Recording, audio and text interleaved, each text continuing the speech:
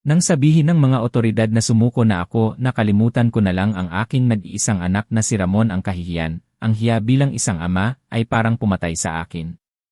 Para sa kanila, isa na lang itong aksidente. Para sa akin, ninakaw nila ang aking buhay. 4 na taon akong nag-iisa sa paghahanap. Ibinenta ko lahat. Ngunit sa mundo walang pakialam. Isang ama na nawalan, na unti-unting kinalimutan ng lahat. Akala nila, isa na lang akong talunang matanda. Pero hindi nila alam may darating na tulong.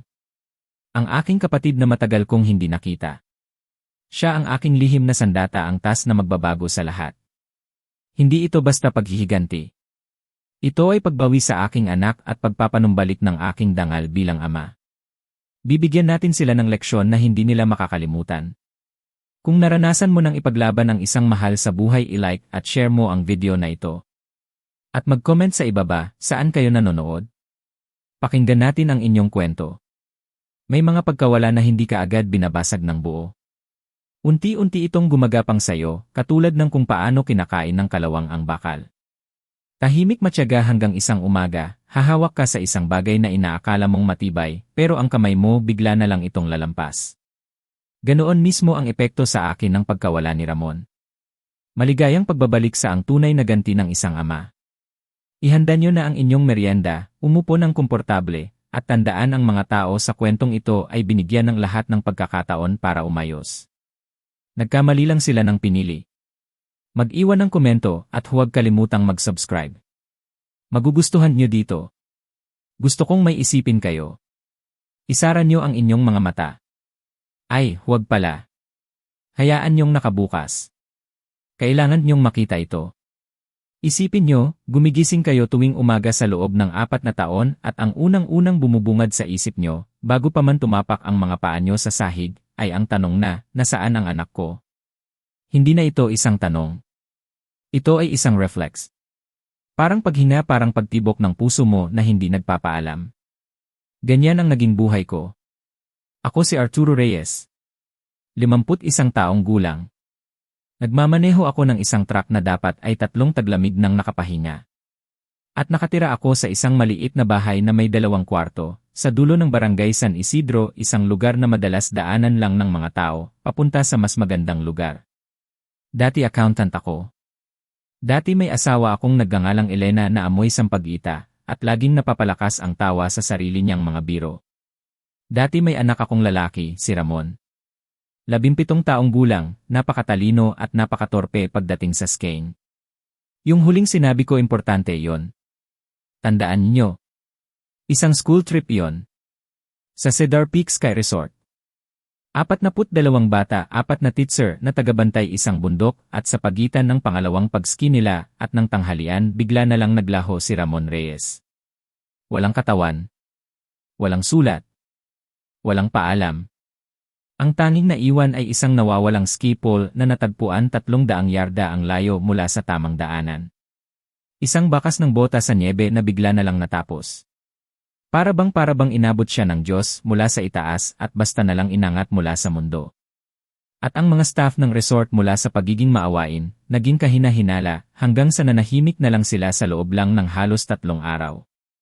Naaalala ko pa si Ginoong Branson, ang ski instructor na nakatoka sa grupo ni Ramon. Nakatayo siya sa opisina ng resort, nakakrus ang mga braso. Sabi niya sa hepe ng pulis, 2 minuto lang po. 2 minuto lang akong lumingon, andito lang siya. 2 minuto na wala ang anak ko.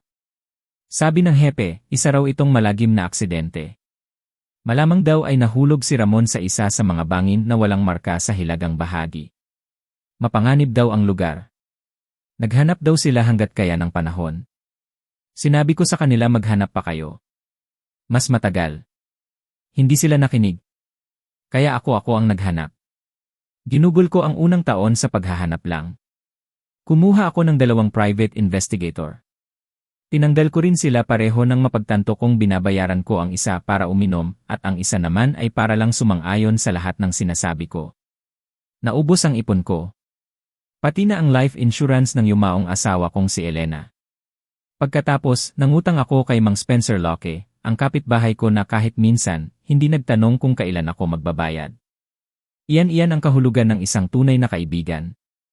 Dati, dinadalhan ako ni Mang Spencer ng pagkain na hindi ko naman hinihingi at upo lang siya sa beranda ko nang walang imik. Isang gabi, napatingin ako sa kanya at sinabi, alam mo, hindi mo na kailangang gawin to. Nagkibit balikat lang siya at sumagot, alam ko. Ang taong yon iniligtas niya ang buhay ko nang hindi bababa sa 4 na beses, nang hindi man lang namin pinag-uusapan. Pero kahit si Mang Spencer hindi niya ako nailigtas sa kung anong klaseng tao ako naging pagkatapos ng 4 na taon. Sa puntong iyon, wala nang mga bagong impormasyon. Ang Facebook group na sinimulan ko, ang Hanapin si Ramon Reyes, ay natahimik na. Ang mga dyaryo na dati interesado sa kwento ko lumipat na sa mga mas bagong trahedya. At ako naiwan akong nakaupo sa bahay na yon. Napapaligiran ng 4 na taong halaga ng mga nakaprint na email, mga mapang may karayom, mga dokumentong may highlighter, at malamig na kape. Ang itsura ko parang isang taong napagkamalan ang obsesyon bilang pag-asa. Hindi ako maayos. Alam kong hindi ako maayos. Pero wala na akong pakialam. Ang buong pamilya ko gumuho na. Ang kapatid kong si Jackson, hindi na kami nag-usap simula noong libing ni Elena. May mga nasabi kami sa isa't isa sa tabi ng puntod niya, mga salitang hindi na kailanman mababawi. Ang sakit ng pagkawala ni Elena, nasundan pa ng pagkawala ni Ramon at iyon ang tuluyang naghiwalay sa aming dalawa. Araw-araw, sa loob ng 4 na taon ang paggising ko ay pare-pareho. Ang bigat sa dibdib, ang lamig sa tiyan at ang tanong na paulit-ulit na tumatakbo sa isip ko. Nasaan ang anak ko? Nasaan si Ramon? Noong sinabi ng mga pulis na sumuko na ako, doon ko naintindihan. Naintindihan kong sa mundong ito mag-isa lang ako. Sila, may mga pamilyang uwian, may mainit na hapunan na naghihintay. Ang kwento ng anak ko, para sa kanila, ay isa na lang folder na isasalansan sa isang kabinet. Pero para sa akin, para sa isang ama, hindi ito folder. Ito ang buong buhay ko. Kaya noong tumalikod sila, ako naman ang humakbang pasulong. Ang unang taon iyon ang pinakamatindi. Ang pag-asa ko noon, parang apoy pa nagliliyab. Nagpagawa ako ng daan-daang posters na may mukha ni Ramon. Ang ngiti niya ang parehong ngiti na minana niya sa kanyang ina, nakapaskil sa bawat poste, sa bawat pader ng tindahan sa aming barangay at sa mga karatig lugar. Nakita niyo ba ang batang ito? Iyan ang paulit-ulit kong tanong sa bawat taong nakakasalubong ko. Pagkatapos, kumuha ako ng mga profesional. Akala ko kasi may alam sila na hindi ko alam. Kumuha ako ng 2 private investigator. Malaki ang nagastos ko, libo-libong piso. Ang perang pinaghirapan namin ni Elena unti-unting nawawala na parang buhangin sa aking mga kamay. Ngunit pagkatapos ng ilang buwan, nakita ko ang totoo. Ang isa palagi kong natatagpo ang amoy alak sa gitna ng araw. Ang mga report niya parang kinopya lang sa mga sinabi ko. Ang pangalawa naman mas masahol. Lagi lang siyang sang-ayon. Opo, Ginoong Reyes. Tama po kayo, Ginoong Reyes. Magandang teorya po iyan, Ginoong Reyes. Binabayaran ko siya para mag-imbestiga, hindi para purihin ako. Kaya tinanggal ko silang pareho. Sunod kong ginastos ang life insurance ni Elena. Habang pinipirmahan ko ang mga papeles sa bangko, parang naririnig ko ang boses niya, Arturo, para yan sa kinabukasan niyo ni Ramon. Pasensya na, mahal. Ang kinabukasan na yon hindi na darating kung hindi ko mahanap ang anak natin. Naubos ang lahat. Wala nang natira. Kaya nagsimula akong mangutang. Lumapit ako sa kapitbahay kong si Mang Spencer Locke. Isang biyudo, tahimik na tao pero may pusong ginto. Hindi ako humingi ng malaki pero siya ang nagbigay ng sapat. Sapat para sa gasolina, sapat para sa pagkain, habang nasa daan ako, sapat para ituloy ang paghahanap. Kahit minsan hindi niya ako sinisingil. Minsan, kapag 10 oras na ng gabi at uwi akong pagod na pagod at walang dalang magandang balita, makikita ko si Mang Spencer na nakaupo sa beranda ko. May dala siyang mangkok ng mainit na lugaw. Hindi siya magtatanong. Upo lang siya doon sa tabi ko habang tahimik kaming nakatingin sa dilim. Ang kanyang pananahimik mas malakas pa kaysa sa kahit anong salita ng pakikiramay. Dahil alam niya walang salita ang makakapagpagaan sa nararamdaman ko. Nag-umpisa rin ako ng Facebook group. Hanapin si Ramon Reyes. Noong una, libo-libo ang miyembro. Puno ito ng mga komento praying for Ramon. Huwag po kayong susuko, tay. Ang bawat mensahe, parang munting kandila sa gitna ng kadiliman. Ngunit lumipas ang mga buwan, naging 1 taon, 2 taon. Ang mga dasal unti-unting nabawasan. Napalitan ang mga picture ng bagong alagang aso, mga anunsyo ng binyag, mga masasayang bakasyon. Ang page ni Ramon dahan-dahang nalibing sa ilalim ng mga bagong alaala ng ibang tao. Ang buhay nagpatuloy para sa lahat. Maliban sa akin. Ang mundo ko huminto noong araw na nawala si Ramon. At naiwan akong nakatayo doon mag-isa. Sa ika-4 na taon, ang bahay ko ay hindi na isang tahanan. Isa na itong headquarters ng isang bigong misyon. Ang mga pader, puno ng mga mapa na may mga marka at sinulid. Ang mesa, natatabunan ng mga lumang dokumento at malamig na tasa ng kape. Bihira na akong lumabas. Pati si Mang Spencer, tumatanaw na lang mula sa kanyang bintana. Siguro, nakikita niya ang unti-unting pagkasira ko. Isang gabi, habang tinititigan ko ang lahat ng papel sa paligid ko, napagtanto ko. Ang paghahanap na ito, kinakain na ako ng buo. Ang pag-asang dati nagbibigay sa akin ng lakas, ito na ngayon ang lason na pumapatay sa akin araw-araw. Nagising na lang ako isang araw na hindi ko na alam ang pinagkaiba ng pag-asa at ng obsesyon. Ako ay isang ama na nawalan. Isang lalaking gumugol ng 4 na taon sa paghabol sa isang multo. Isang anino ng dati kong sarili. At sa kaibuturan ng aking puso, doon sa pinakamadilim na parte nito, nagsimula na akong maniwala. Na baka nga wala na talaga akong mahahanap. Isang Martes ng Pebrero. Naalala ko ang araw na yon. Dahil kaaway ko ang aking truck. Ang makina namatay na naman sa gitna mismo ng aking daanan. At heto ako nakatayo sa 6 na pulgadang kapal ng nyebe, suot lang ang aking tsinelas pambahay. Nakasungaw ako sa ilalim ng hood na para bang may alam ako sa tinitingnan ko, at sinasabi ko sa makinang iyon ang mga salitang hindi ko na ulitin dito. Noon ko narinig ang tunog ng mga gulong. Isang sasakyan ang pumasok sa aming daanang graba, dahan-dahan, may pag-ingat. Ang klase ng bagal na nagsasabing kung sino man ang nagmamaneho, napuntahan na niya ang lugar na ito sa kanyang isip, bago pa man siya aktwal na makarating. Hindi ako lumingon agad.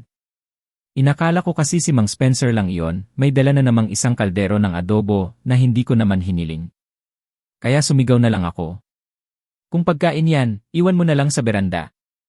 Kung masamang balita naman yan, bumalik ka na sa pinanggalingan mo. Narinig ko ang mga yabag sa nyebe.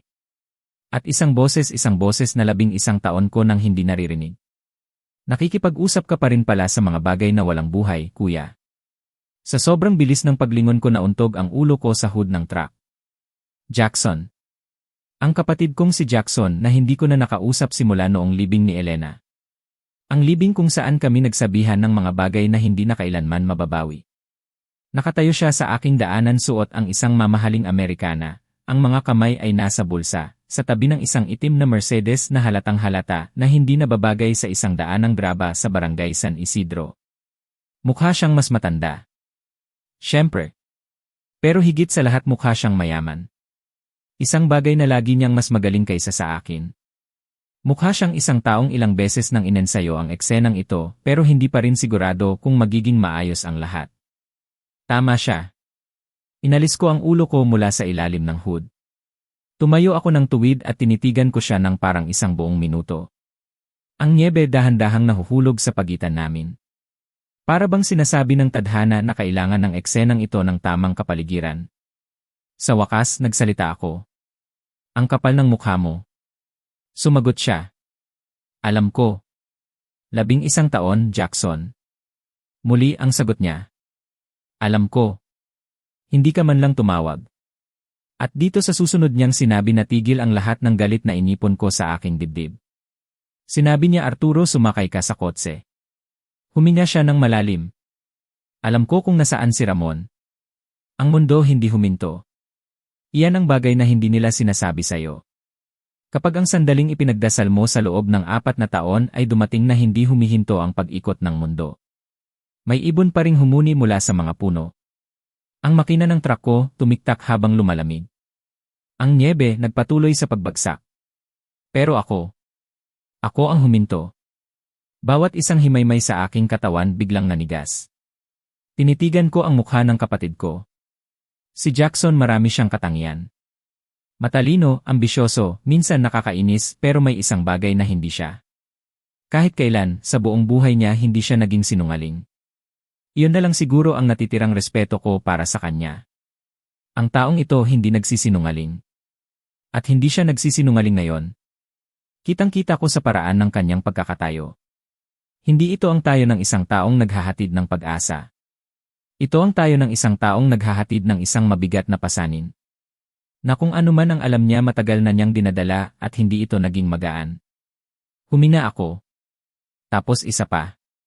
Pagkatapos napatingin ako sa suot kong tsinelas pambahay na basa na sa nyebe. Tumingin ako pabalik sa kanya. Bigyan mo ako ng 2 minuto.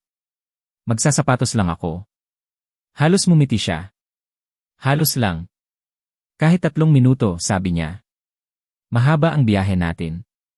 Pumasok ako sa bahay. Kinuha ko ang aking botas, ang aking jacket, at ang isang bagay na palagi kong iniiwan sa ibabaw ng lamesa sa kusina. Isang litrato ni Ramon.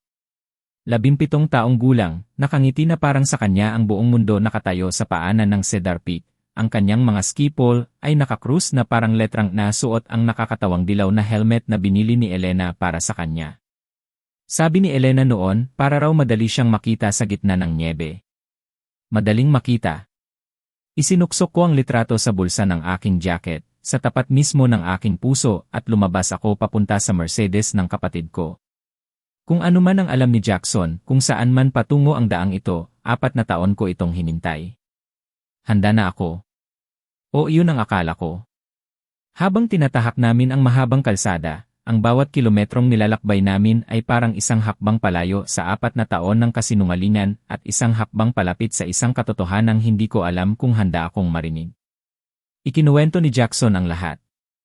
Ang trabaho niya bilang auditor ng gobyerno ang pag-audit niya sa isang kumpanyang tinatawag na Arcturus Group. Isang pribadong kumpanya, sabi niya. Sa papel, Arturo, paliwanag niya, ang trabaho nila ay mamahala ng mga pasilidad sa kabubatan. Mga survival program, mga ganoong bagay.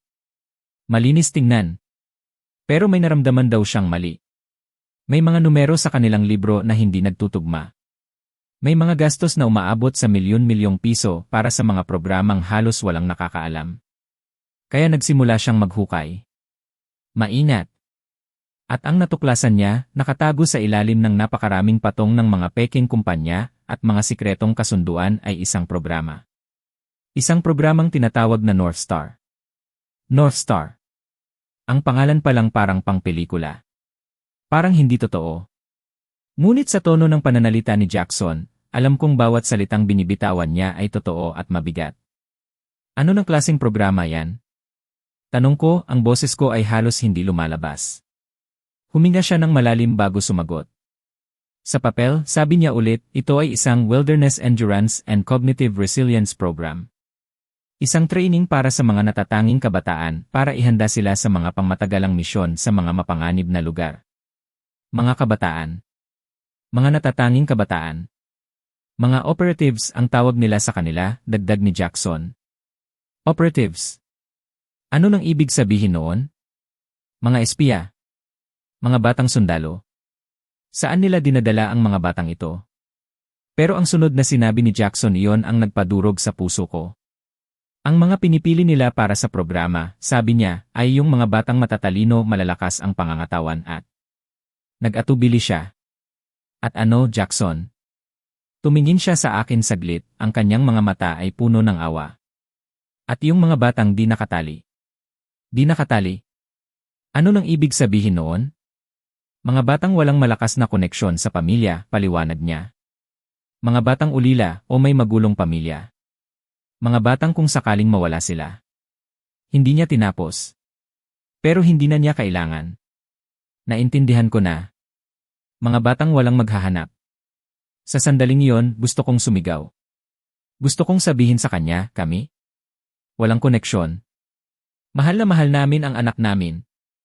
Araw-araw, hinahanap namin siya. Pero pinigilan ko ang sarili ko. Kailangan kong marinig ang lahat. Pero sa kalaunan, pagpapatuloy ni Jackson, ang boses niya ay nagiging mas mababa at mas seryoso, tila naging tamad sila. O baka naging sakim. Tumigil na sila sa paghihintay ng mga voluntaryong walang pamilya. Sila na. Nagkaroon ng isang mahabang katahimikan. Sila na ang nagsimulang pumili. Pumili? Paano? Kinukuha nila ang mga impormasyon mula sa mga pampublikong talaan, sabi ni Jackson. Mga school records, mga listahan ng mga mahuhusay na estudyante, mga resulta ng mga kompetisyon sa sports. At doon nagsimulang manikip ang dibdib ko. Naalala ko ang lahat ng tropeo ni Ramon. Ang mga medalya niya sa cross-country running. Ang pangalan niya na laging nasa listahan ng honor students sa kanilang eskwelahan. Ang pagmamalaki namin ni Elena sa tuwing umaakyat siya sa entablado. Ang lahat ng tagumpay na iyon, ang lahat ng pinaghirapan niya, hindi namin alam na iyon pala ang naglagay sa kanya sa panganib. Ang school trip sa Cedar Peak, sabi ni Jackson, nakafile iyon sa County Recreation Board 6 na linggo bago ito nangyari. Ang pangalan ni Ramon, ang mga grado niya, ang bilis niya sa pagtakbo, lahat ng iyon, nakalista sa publiko. Tumingin siya sa akin ng diretsyo sa mata. Ang kanyang tingin parang isang kutsilyong tumusok sa aking puso. Arturo, hindi nila kinuha si Ramon ng nagkataon lang. Huminga ako ng malalim. Naghahanda para sa huling salita na babago sa lahat. Pinili nila siya. Pinili nila siya. Ang dalawang salitang iyon ay umalingangbaw sa loob ng kotse, sa loob ng isip ko, sa loob ng kaluluwa ko. Sa isang iglap, gumuho ang lahat ng inakala ko. Hindi ito isang aksidente. Hindi ito malas na pagkakataon. Hindi ito isang pagkahulog sa bangin. Ito ay isang plano. Isang kalkuladong pagkuha. Ang anak ko, hindi siya nawala. Ninakaw siya. Naramdaman ko ang pag-init ng aking mga mata. 4 na taon ng paghahanap, 4 na taon ng pagtatanong kung ano ang nangyari, at ang sagot pala ay mas masahol pa sa kahit anong bangungot na naisip ko. Itinukod ko ang aking kamay sa dashboard. Kailangan ko ng isang bagay na solido. Isang bagay na totoo. Dahil ang buong mundo ko bigla na lang naging isang malaking kasinungalingan. Tumingin ako kay Jackson. Ang galit, ang pighati, ang takot, lahat ng iyon ay naghalo sa isang tanong na mas mahalaga kaysa sa lahat. Buhay siya. Hindi ito tanong. Ito ay isang pahayag. Isang desperadong pagkapit sa nag-iisang hibla ng pag-asa. Tumango si Jackson. Buhay siya, kumpirma niya. Nakita ko ang litrato niya. Buhay siya. Ang dalawang salitang iyon mula kay Jackson parang isang baso ng malamig na tubig sa isang taong naglalakbay sa disyerto. Sa isang iglap, nawala ang lahat ng aking pagod, ang lahat ng aking galit. Ang tanging natira ay ang nag-aalab na pagnanais na malaman ang lahat. Paano? Tanong ko. Paano mo nalaman? At ang litrato, paano mo nakuha? Nagpatuloy sa pagmamaneho si Jackson. Tumingin muna siya sa kaliwat kanan bago nagsalita. Mayroon akong kontak sa loob ng programa, sabi niya nang may pag-ingat. Isang tao na nandoon na mula sa simula at hindi na komportable sa mga nangyayari. Sa loob? May tao sa loob na handang tumulong. Sino siya? Nagkaroon ng isa pang sandali ng katahimikan. Para bang pinipili ni Jackson ng mabuti ang kanyang mga salita. Ang pangalan niya ay Elaine Marsh. Isa siyang behavioral psychologist. Isang psychologist. Siya ang dinala nila para pag-aralan ang pag-iisip ng mga bata, paliwanag ni Jackson.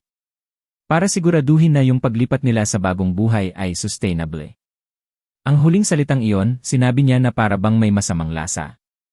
3 buwan na ang nakalipas, kinontak niya ako sa isang pribadong paraan. Simula noon, binibigyan na niya ako ng mga impormasyon. Napaisip ako.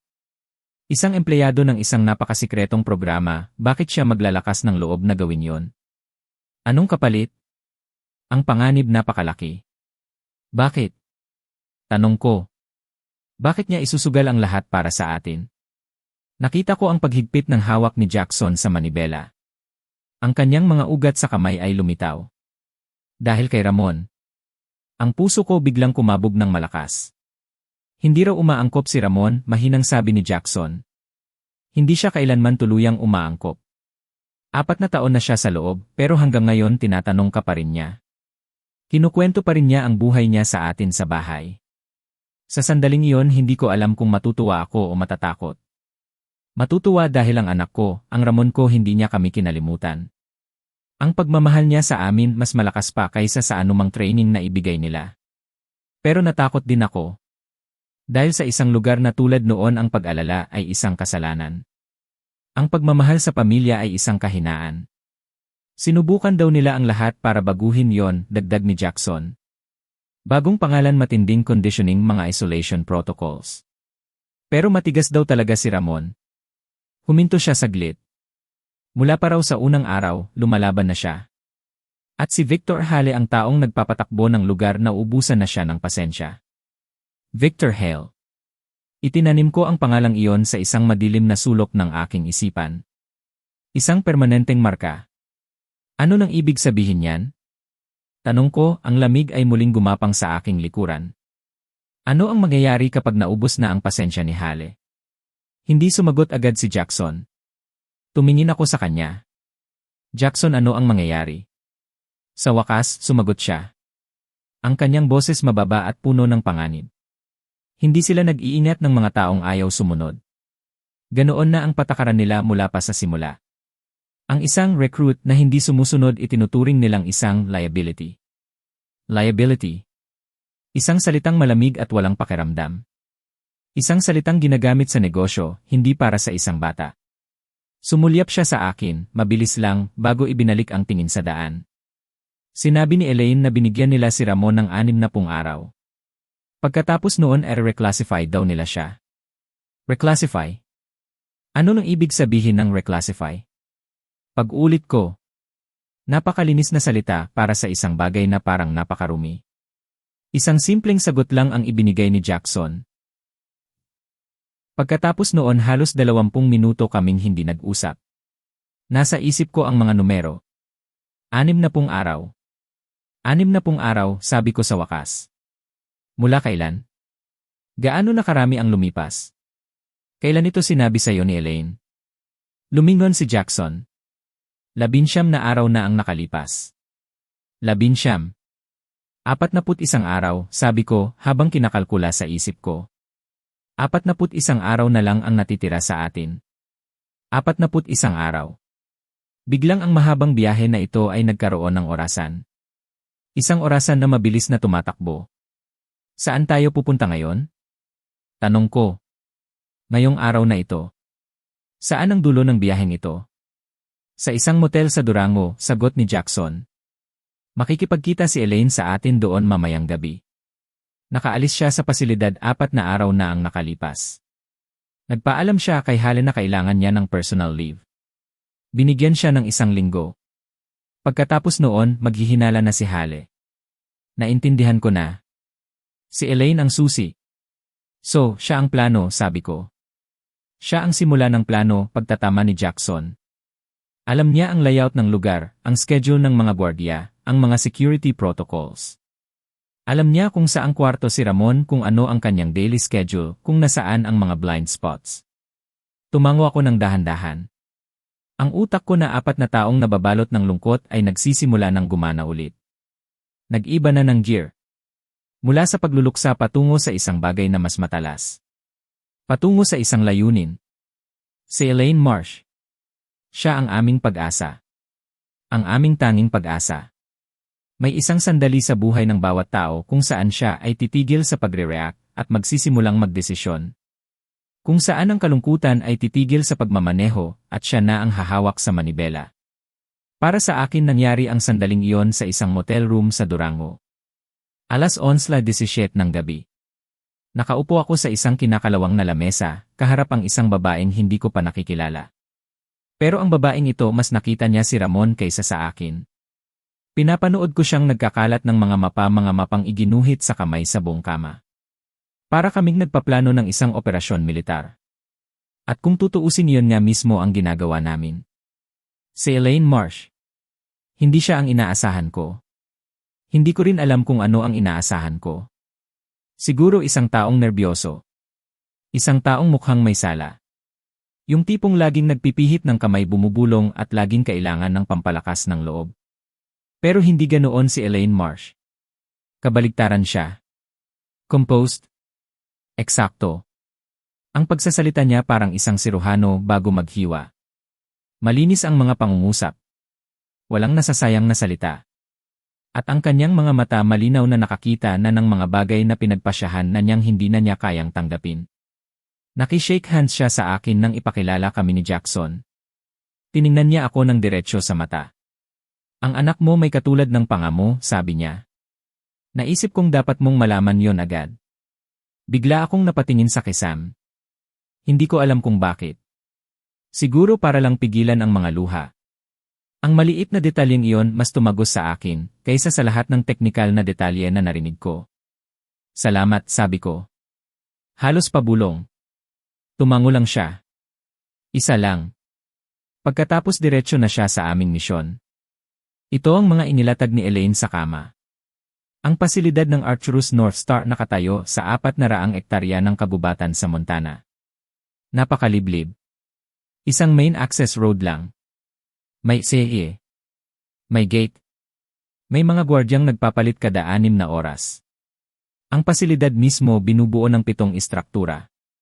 Ang administrative building 2 barracks, isang training complex medical na unit imbakan ng kagamitan, at ang tinawag ni Elaine na may tonong nagpatigas ng aking panga ang adjustment wing. Ang huling bahaging iyon doon daw nila dinadala ang mga bata na nahihirapan daw na sumunod.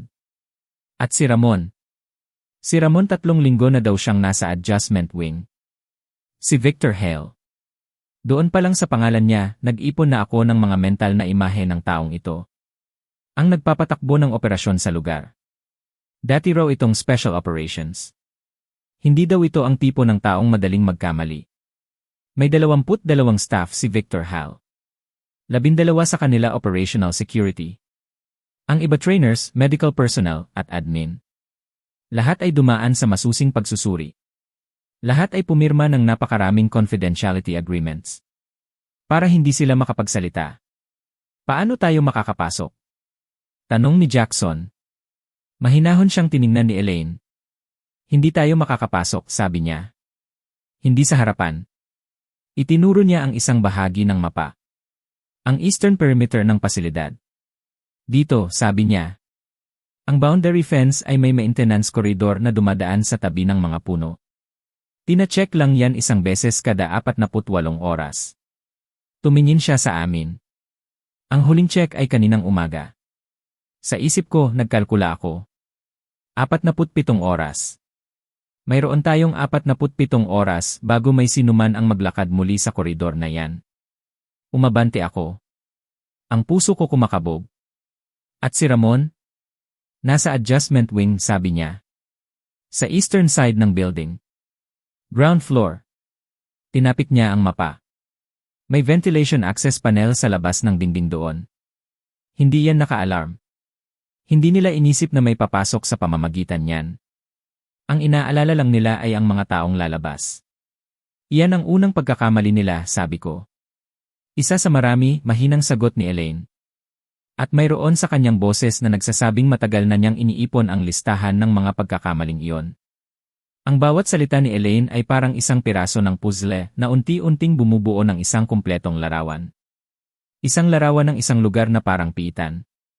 Isang lugar kung saan ang aking anak ay ipinipiit. Mula sa kanyang mga kwento, nalaman ko kung gaano kalaki ang panganib. Ang mga taong ito hindi sila nagbibiro. Pero sa bawat panganib na inilatag ni Elaine naramdaman ko ang isang kakaibang lakas. Hindi na ako isang ama na nalulunod sa kalungkutan. Ako ay isang ama na may plano. Tumayo ako. Handa na ang utak ko. Ang mga taon ng kawalan ng tulog, ang mga malamig na kape, ang mga patay na dulo ng paghahanap lahat ng iyon ay nagmistulang paghahanda. Isa pang tanong, sabi ko. Sige lang, sabi ni Jackson. Lumingon ako at tiningnan ang kapatid ko. Tiningnan ko talaga siya. Sa unang pagkakataon mula nang pumarada siya sa aking driveway. Bakit ka lumapit sa akin? Tanong ko. Maaari kang lumapit sa mga otoridad, sa isang journalist, sa isang senador, sa isang taong may tunay na kapangyarihan. Bakit ka nagmaneho papunta sa isang sirang bahay sa barangay San Isidro at kinolekta ang isang wasak na lalaki na naging kapatid mo? Humugong ang kalsada sa ilalim namin. Pagkatapos nagsalita siya. Dahil hindi siya anak ko, Arturo.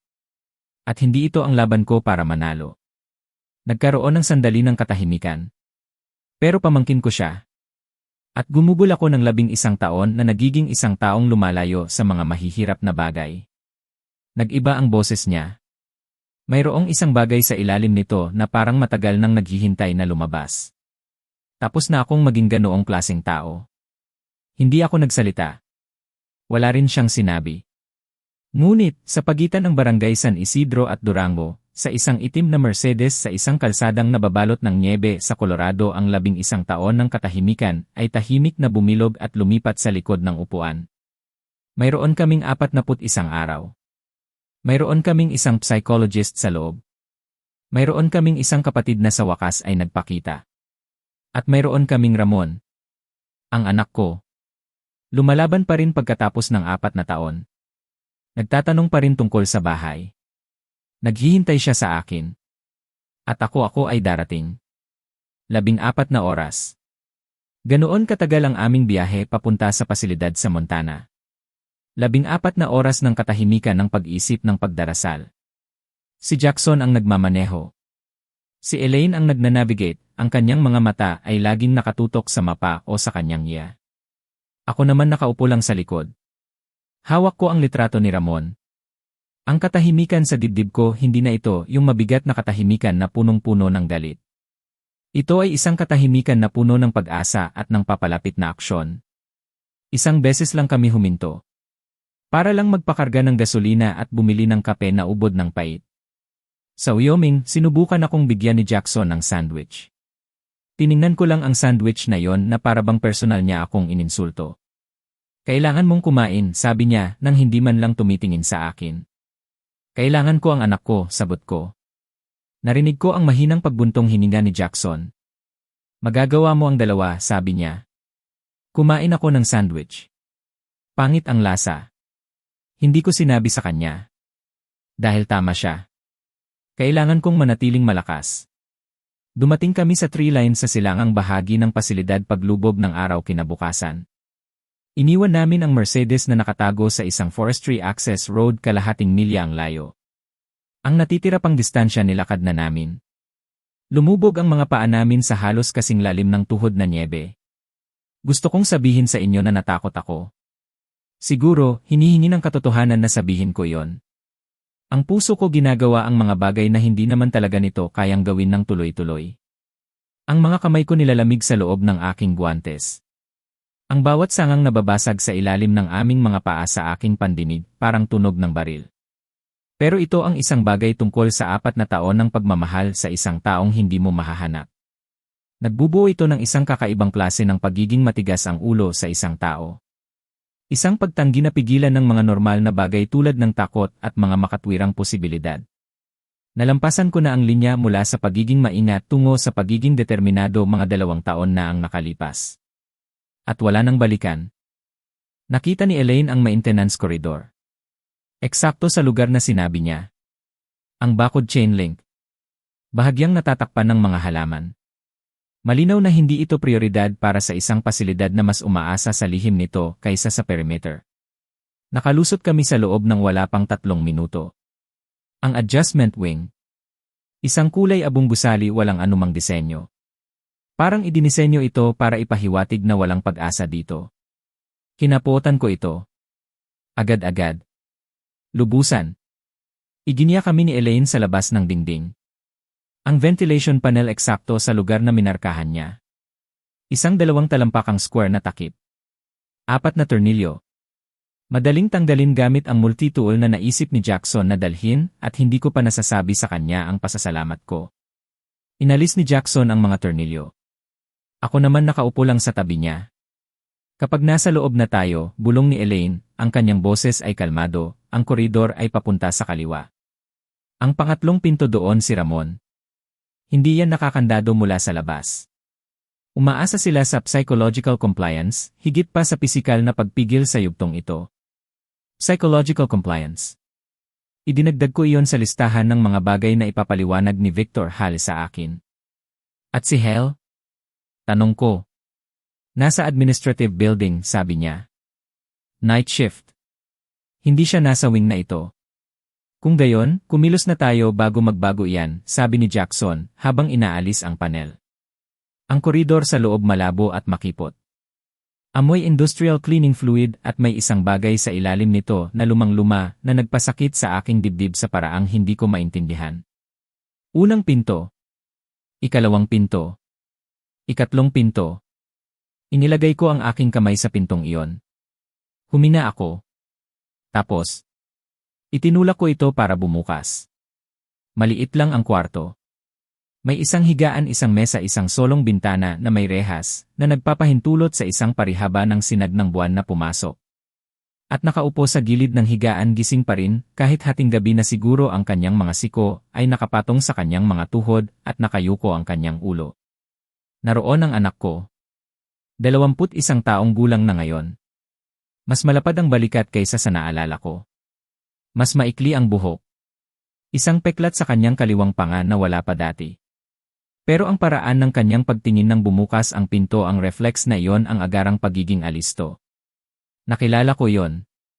Nakita ko na yan ng 10,000 beses.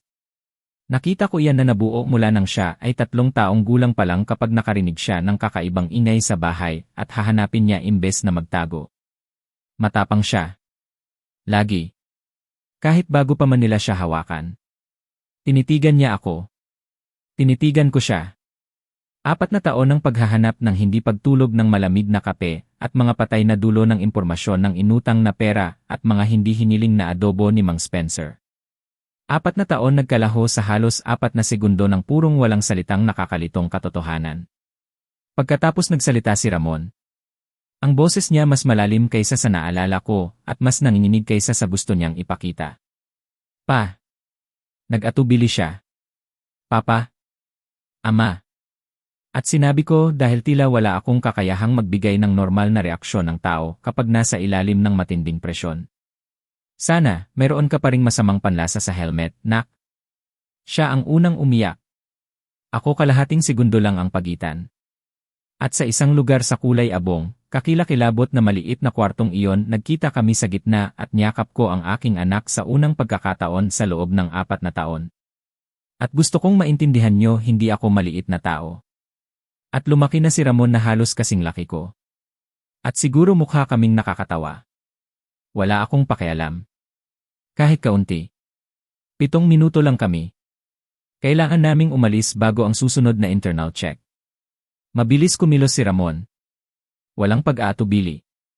Parang ang isang bahagi ng kanya ay matagal nang nakahanda para sa ganitong sandali. Wala siyang kinuha mula sa kwarto. Wala namang mahalaga. Bumalik kami sa ventilation corridor, dumaan sa bakod sa tree line.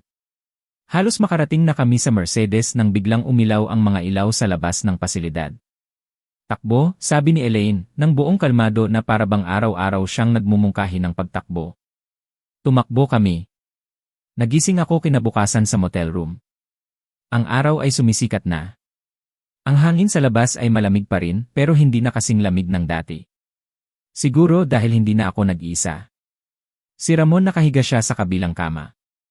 Nakikita ko ang paghinga niya, ang kanyang dibdib na tumataas at bumababa. Buhay siya. Narito siya. Pero ang kwento ay hindi natatapos sa pagtakas namin. Ang totoong laban, ang totoong ganti ay nagsisimula pa lang. Pagkatapos naming mailabas si Ramon sa mapanganib na lugar na iyon, ang unang naging misyon namin ay siguruhin na hindi na ito mangyayari muli. Hindi lang kay Ramon kundi sa iba pang mga bata na naiwan doon. Si Elaine Marsh.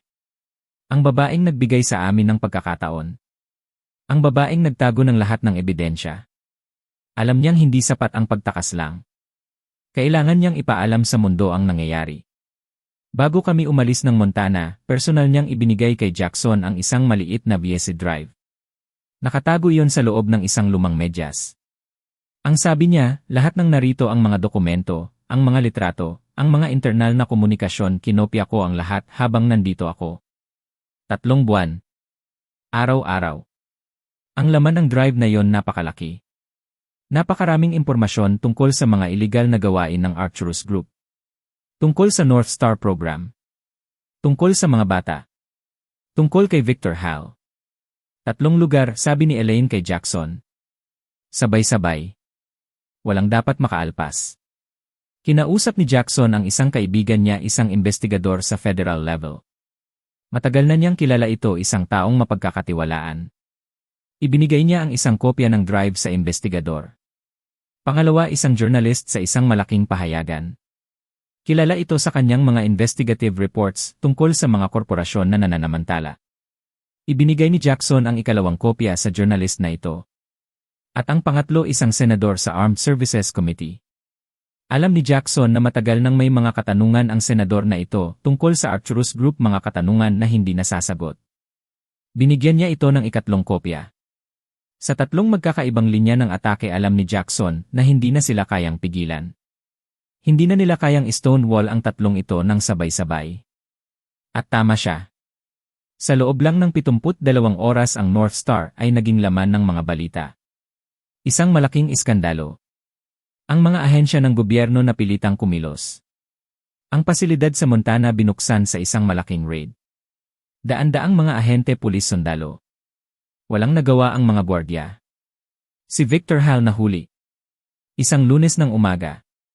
Alam ko ang petsa dahil nagpadala sa akin si Elaine ng isang mensahe na 2 salita lang ang laman. Tapos na. At ang 13 bata na naiwan sa pasilidad na iligtas din binalik sa kanilang mga pamilya. Hindi ko na ikukwento ang kanilang mga reunion. Hindi ito kwento ko. Pero ang bawat balita tungkol sa kanila sinusundan ko. Bawat pangalan. Bawat kwento ng pagbabalik. May listahan pa rin ako sa bahay. Nakaipon lang sa isang drawer. Ang Arcturus Group tuluyang na-dissolve sa pamamagitan ng court order. 4 na buwan pagkatapos ng raid. Ang bawat executive na pumirma sa mga papeles para sa North Star, ang bawat isa na umupo sa boardroom at nag-apruba sa pagkuha ng mga bata at tinawag itong programa. Nahatulan sila ng mga kasong kriminal sa federal court. Hindi ito naging madali. Hindi ito naging kasing dramatiko ng nakikita mo sa mga pelikula. Ito yung tipo ng hustisya na mabagal, mabigat, puno ng papeles, at hindi mukhang maganda sa telebisyon. Pero ang malaking bentahe nito ay ang pagiging permanente nito. Hindi na nila magagawa iyon muli. Ang mga taong iyon nagbayad sila. Ang programang iyon natapos na. Para sa akin sapat na yon. Ang tunay na ganti ay hindi sa pamamagitan ng dahas. Hindi sa pamamagitan ng pagbabalik ng parehong karahasan. Ang tunay na ganti ay ang pagbawi sa nawala. Ang pagprotekta sa iba. At ang pagtiyak na ang mga may kasalanan ay managot. Ito ang klase ng katarungan na matagal. Mabagal. Pero tiyak. Tulad ng kalawang na dahan-dahang kumakain sa bakal, ang hustisya ay dahan-dahang dumudurog sa mga mali. Hindi ito ang tipo ng kwento na makikita mo sa primetime news. Walang malalaking pagsabog. Walang habulan na naka-fast forward. Pero ito ang katotohanan. Ito ang nagpapalaya. Ito ang pagdurog. Noong pumasok kami sa Barangay San Isidro, ang aming maliit na nayon si Mang Spencer Locke. Nandoon siya. Nakatayo sa labas ng kanyang bahay, kasama ang kanyang paboritong upuang bambo. At nang makita niya kami, nakita ko ang pagtulo ng kanyang mga luha. Umiyak siya. Hindi ko inaasahan iyon. At pagkatapos, agad niyang pinunasan ang kanyang mukha. May lang nakapasok lang sa mata ko, sabi niya na parang napipikon. Natawa ako sa loob-loob ko. Parehong mata, sabi ni Ramon na nasa tabi ko. Itinuro siya ni Mang Spencer.